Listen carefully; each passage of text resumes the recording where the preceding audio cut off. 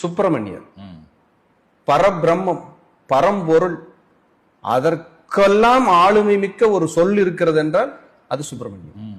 பரம்பொருளாவே அந்த சுப்பிரமணியம்ங்கிற பெயரை பாக்குறாங்க. சாதாரண விஷயம் எல்லாம் கிடையாது. சுப்பிரமணியம்.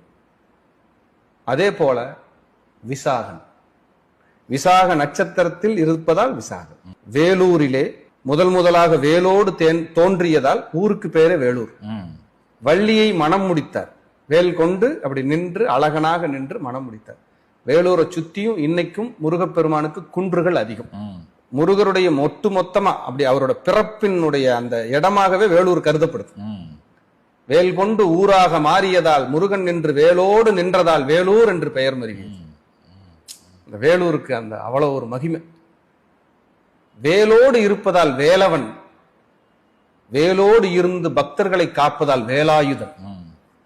எப்படி பாருங்க, அந்த தாமரையோடு கந்தத்தில் தோன்றியதால் கந்தசாமி, கந்தக்கோட்டம். எப்படி பெயர்கள் பாருங்க. என் அப்பன் முருகனுக்கு தான் இந்த தமிழ் சொற்களில் இருந்து இப்படியான பெயர்களை எல்லாம் இந்த புராணங்கள்ல இருந்து உண்மையாகவும் கொடுக்கப்பட்டதுன்னு அது மிகையே இல்லை.